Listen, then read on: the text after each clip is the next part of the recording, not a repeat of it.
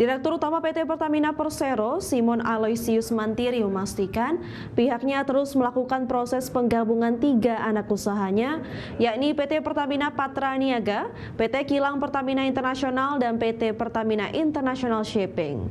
Bahkan Simon menargetkan proses penggabungan ini yang sudah masuk tahap akhir ini dan dapat selesai pada awal tahun 2026.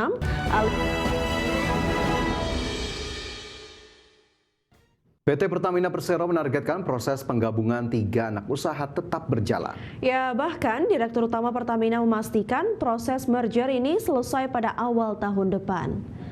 Direktur Utama PT Pertamina Persero, Simon Aloysius Mantiri memastikan pihaknya terus melakukan proses penggabungan 3 anak usahanya, yakni PT Pertamina Patra Niaga, PT Kilang Pertamina Internasional, dan PT Pertamina International Shipping.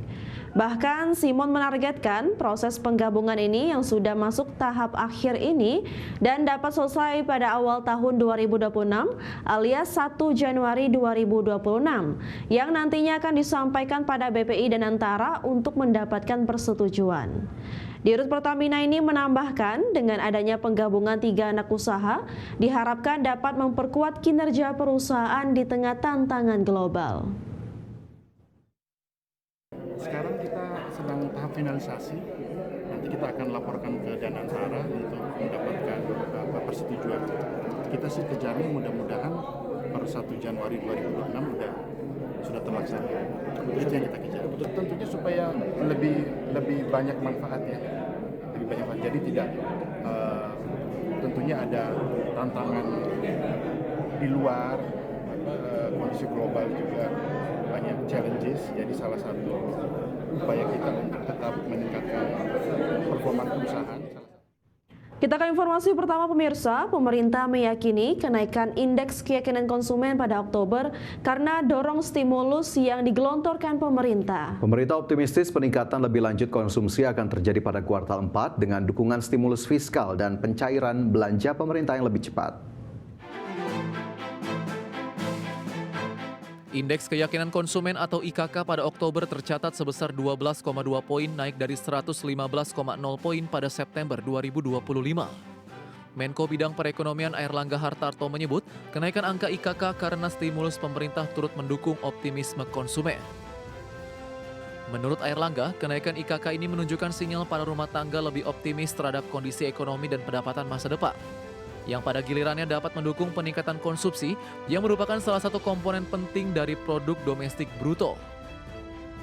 Airlangga meyakini peningkatan lebih lanjut dari sisi konsumsi akan terjadi pada kuartal 4 dengan dukungan stimulus fiskal dan pencairan belanja pemerintah yang lebih cepat. Ya kan saya sudah bilang naik. Jadi kita udah lihat dari beberapa data memang di kuartal keempat naik lagi dari segi konsumen.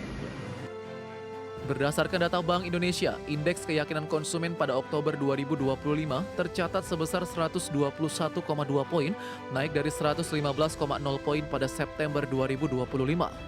Komponen IKK seperti indeks kondisi ekonomi saat ini dan indeks ekspektasi konsumen juga masing-masing naik menjadi 109,1 poin dan 133,4 poin pada Oktober. Jakarta, Tim Liputan IDX Channel.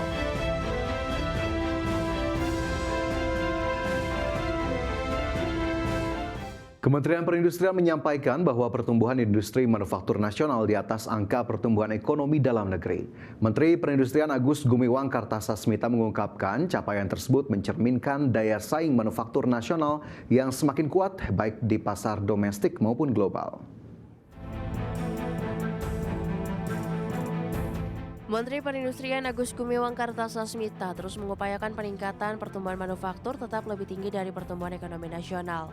Di mana sebelumnya pada kuartal 3 2025, industri manufaktur tumbuh sebesar 5,58% secara tahunan atau lebih tinggi dari pertumbuhan ekonomi nasional sebesar 5,04%. Sementara pada kuartal 2, pertumbuhan manufaktur naik 5,6% yang lagi-lagi lebih tinggi dari pertumbuhan ekonomi sebesar 5,12%. Kuartal berturut-turut, alhamdulillah, akhirnya kita kembali growth manufaktur di atas pertumbuhan ekonomi nasional. Di mana sebelumnya, kuartal sebelumnya masih di bawah. Tapi sebetulnya kebiasaannya memang di atas pertumbuhan manufaktur di atas pertumbuhan ekonomi. Nah ini yang akan kita upayakan targetnya bahwa pertumbuhan manufaktur itu akan di atas pertumbuhan ekonomi. Jadi mindset yang harus dikembangkan di kantor Kemenperin ini yaitu bukan terbalik, bukan pertumbuhan ekonomi mengungkit pertumbuhan manufaktur, tapi kita harus balik, pertumbuhan manufaktur yang mengungkit pertumbuhan ekonomi. Menperin mengungkapkan pertumbuhan sektor manufaktur tak lepas dari kontribusi sektor industri semen, keramik dan pengolahan bahan galian non-logam yang telah mencatatkan pertumbuhan pada PDB sebesar 7,34% sepanjang kuartal 3 2025. Dari Jakarta, Devi Firmansyah, IDX Channel. Juru bicara Kementerian Perindustrian Febri Hendri Antoni Arif menegaskan bahwa thrifting barang impor bisa menekan utilisasi industri dalam negeri. Pihaknya juga menyarankan agar pasar domestik menggunakan atau menjual produk lokal sebagai prioritas utama. Juru bicara Kementerian Perindustrian Febri Hendri Antoni Arif menyampaikan komitmen pemerintah dalam menindak praktek impor pakaian bekas ilegal. Tingginya pasar domestik yang dibanjiri produk impor dipandang membuat lesu industri dalam negeri merana. Febri menyebutkan saat ini setidaknya ada 6 industri yang kinerjanya terganggu imbas banjirnya impor produk jadi di pasar dalam negeri, mulai dari tekstil, industri alas kaki, kosmetik, baja, keramik, hingga elektronik. Banyak produk-produk impor lain yang masuk pasar domestik dan itu membuat industri dalam negeri tertekan utilisasinya. Ya. Kenapa? Karena banyak produk industri dalam negeri itu tidak bisa diserap oleh pasar domestik. Karena konsumen di pasar domestik lebih memilih produk impor. Ya. Karena produk impor lebih murah.